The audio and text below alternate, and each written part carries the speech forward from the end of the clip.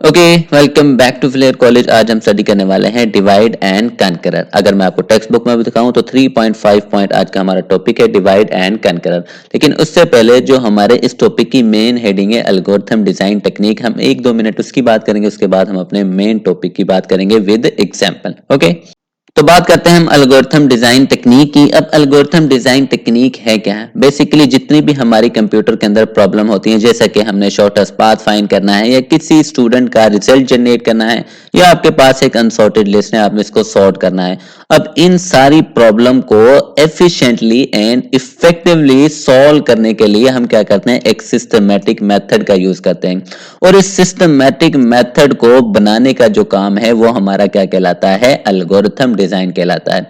अब आपकी बुक में जो एल्गोरिथम डिजाइन की टेक्निक्स दी गई हैं उसमें हमारे पास डिवाइड एंड कनकरर है, ग्रीडी एल्गोरिथम है, डायनामिक प्रोग्रामिंग है और बैक ट्रैकिंग है। हम वन बाय वन इनको स्टडी करेंगे। तो सबसे पहले जो हम स्टडी करने वाले हैं वो है डिवाइड एंड कनकर। ओके, तो बात करते हैं डिवाइड एंड कंकर की। तो divide and conquer works by breaking a large problem into smaller more manageable parts. एक बड़ी प्रॉब्लम को ब्रेक करना छोटे छोटे स्मॉलर पीसेस के अंदर, ठीक है, जिनको मैनेज करना क्या हो, आसान हो, और बाद में उसको सॉल्व करना। पहले बड़ी प्रॉब्लम को छोटे हिस्सों में तोड़ना, फिर उसको सोल्यूशन निकालना हमारा क्या कहलाता है, डिवाइड एंड कंकर कहलाता है। फॉर एग्जाम्पल आपके बुक के अंदर जो एग्जाम्पल दी गई है, हमारे पास एक अनसॉर्टेड लिस्ट है, हमने इसको सॉर्ट करना है। तो हम क्या करेंगे, ये एक लिस्ट हमारे पास मान लेते हैं, एक बहुत बड़ी लिस्ट है, हम इसको दो पार्ट्स में डिवाइड कर देंगे। जैसे कि बात की थी, लार्ज प्रॉब्लम को ब्रेक करेंगे, तो हम भी क्या कर रहे हैं, इसको ब्रेक कर रहे हैं, दो पार्ट्स में डिवाइड कर दिया, ठीक है। हाफ इधर आ गया और हाफ हमारा इधर आ गया, 14 और 7 इधर आ गया, 3 और 12 हमने इधर कर लिया। फिर अभी भी मजीद ये डिवाइड हो सकता है, तो हम इसको मजीद डिवाइड करेंगे। जब तक डिवीजन पॉसिबल है हम इसको डिवाइड करते जाएंगे। तो हमने इसको वन बाय वन कर लिया, 14 और 7 को अलग, और यहां से भी हम इसको ब्रेक कर लेंगे, तो ये 3 और 12 हो गया।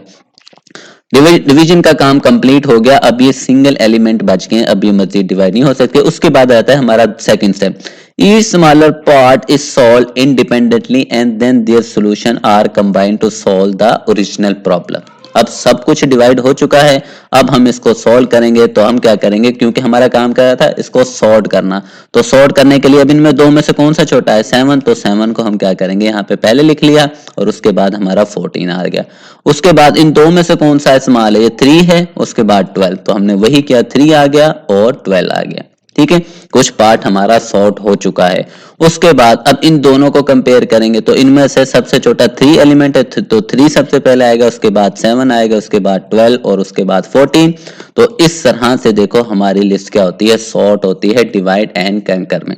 ये बिल्कुल इसी तरह है कि आप एक घर बनाना स्टार्ट करो, तो क्या एक ही बंदा घर को बनाएगा, नहीं, बल्कि क्या करते हैं, काम को डिवाइड कर लेते हैं। भाई आपका मिस्त्री अलग से काम करेगा, उसके बाद जिसने दरवाजे वगैरह लकड़ी का काम करना है वो अलग से होता है, फिर उसके बाद जिसने लोहे का काम करना है, जिस तरह खिड़कियां वगैरह लगानी वो अलग होता है, उसके बाद उस खिड़कियों के अंदर जो शीशा लगाने का काम है वो हमारा अलग होता है, या उसके बाद जो लेंटर डालने आते हैं हमारा आरसीसी लेंटर वो अलग होते हैं। यानी कि इस घर को बनाने का काम को छोटे छोटे पार्ट्स में डिवाइड कर दिया, जिसकी मदद से हम क्या करते हैं, आसानी से घर को बना लेते हैं। ये वही बिल्कुल हमने यहाँ पे किया है, ठीक है।